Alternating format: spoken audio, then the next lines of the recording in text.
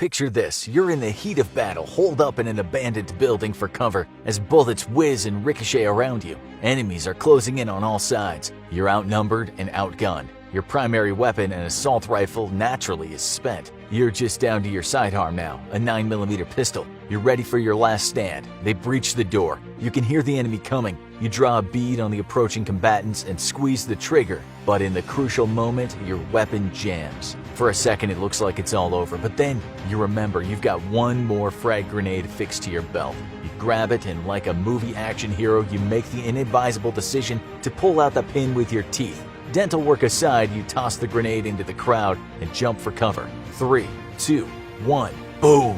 Your trusty frag grenade saved the day. After all, a numerical advantage doesn't really matter when you get blown to kingdom come. In that sense, the grenade is the great equalizer. But what exactly is a grenade? How does it work? What are the different types of grenades? And why has this humble explosive been a staple of world militaries for such a long time? Answering these questions is exactly why we're here today. First and foremost, what exactly is a grenade?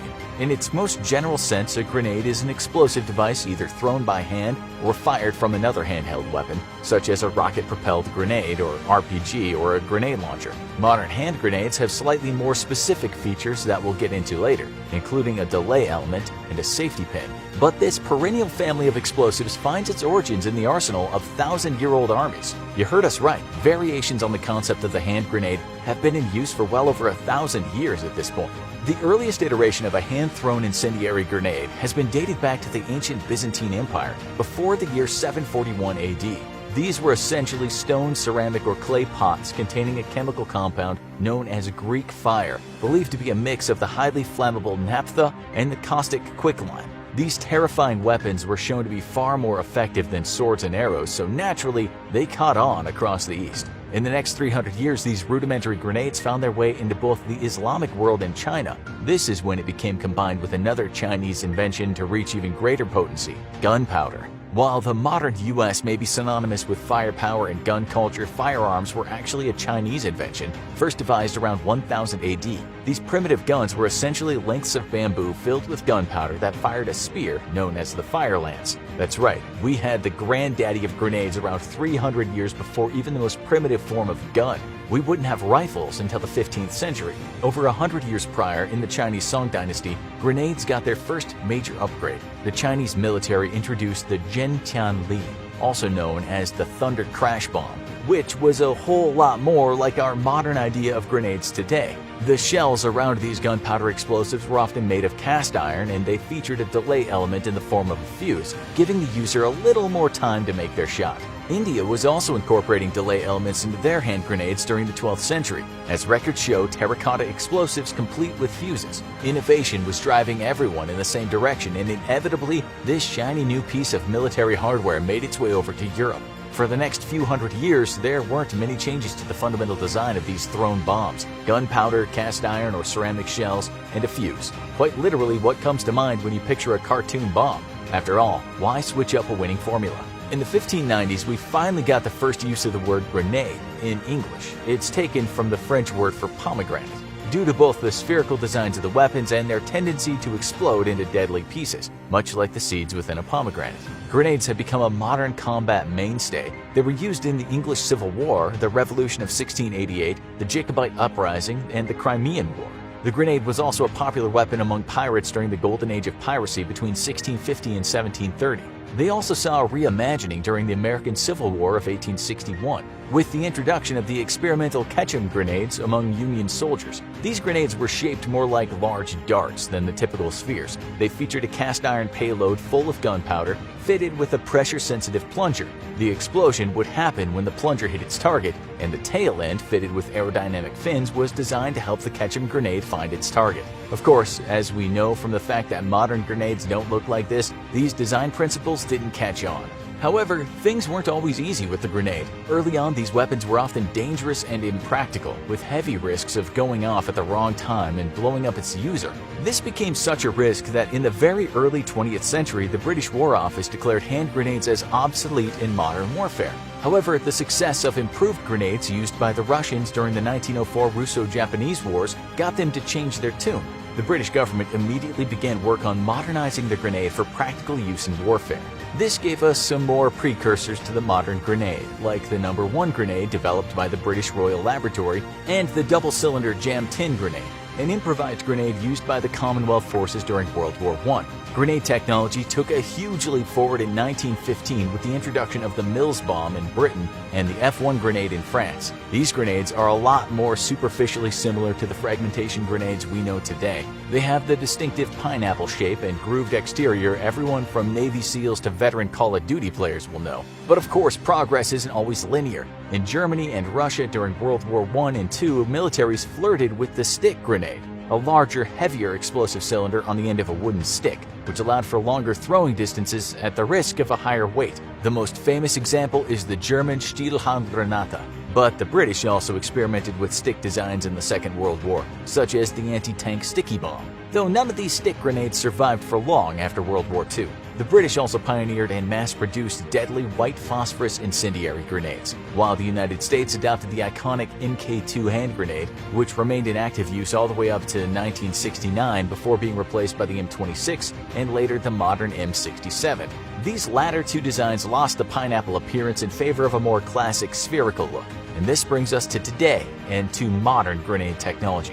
We're left with two questions. What are the variety of grenades available to the world's armed forces today, and how do modern grenades actually work? What are the physical mechanics that make these little metal balls go boom? Before we dive into how, let's take a look at how many different types of grenades are out there these days. First, we have the most common variety of grenades in modern warfare, the fragmentation or frag grenade, generally made of steel or synthetic materials. These grenades largely deal damage against enemy troops with both the blast itself and the deadly fragments of shrapnel. This shrapnel is the thick grenade casing blown to pieces by the blast. These can be thrown around 130 feet and have a harm radius of almost 50 feet. When you picture a grenade in your mind, the frag is likely what you're thinking of. Next, we have high explosive grenades, also known as concussion grenades. The key difference between these grenades and a frag grenade is that the concussion grenades have a greater weight and volume of explosive material within a comparatively thin outer casing. They generally allow for a greater throwing range than a standard frag, but only have an effective casualty range of around 6.5 feet. However, actually killing is not often the objective with these weapons. As the concussion name suggests, these grenades are mostly intended to stun the enemy. Incendiary grenades, which we've mentioned a few times already, are the oldest variety of grenades to exist, but they still endure in the form of thermite and white phosphorus grenades. While these would often be devastating on human combatants, with their maximum temperatures of around 2200 degrees Celsius or 3990 degrees Fahrenheit, their main purpose is destroying weapon caches, artilleries, and vehicles. For a more homegrown version of the incendiary grenade, see the infamous Molotov cocktail, a burning rag stuffed into a bottle of some kind of fuel, typically gasoline. A key fact about grenades is that not all of them need to have a lethal intent or even lethal capabilities. A number of grenades are intended for enemy disorientation in combat or even civilian crowd control. Take the stun grenade or flashbang, a grenade that, due to an immense chemical reaction within, produces a blinding white light and the sound of an explosion. It causes temporary blindness, disorientation, and a loss of balance. The sting grenade or blast ball is a non-lethal fragmentation grenade designed for crowd control. It's a grenade that, upon exploding, fires out a large number of painful but non-lethal rubber balls, often along with some eye-burning crowd control gas. Some riot control grenades purely release the tear gas, often to disperse crowds at public demonstrations. And finally, smoke grenades that, as you can probably guess, release large quantities of smoke, either for concealment or to mark a location in ground-to-ground and ground-to-air signaling. Of course, it's worth quickly addressing the outliers to all other grenade rules: impact grenades. Rather than being hand-thrown, these grenades are fired out of weapons like RPGs and grenade launchers, and explode on impact with the target rather than being timed. Obviously, these are a lot more precise than your standard hand-thrown frag grenade, but they're a hell of a lot more cumbersome to lug around the battlefield. Now, what we've all been waiting for: how does a modern hand grenade, specifically a time delay fragmentation grenade, actually work? It comes down to the base components: the serrated metal shell, the chemical fuse mechanism, and the actual reservoir of explosive material held within. The chemical fuse is activated by the striker, which is in turn activated by the strike lever on the top of the grenade. This is what the iconic ring pull safety pin keeps in place. The soldier grips the striker lever and pulls out the pin before tossing the grenade. This sets into motion the chemical reaction key to the grenade's operation. Without the pin in place, the spring-loaded striker lever automatically hits a component known as the percussion cap, causing a small spark.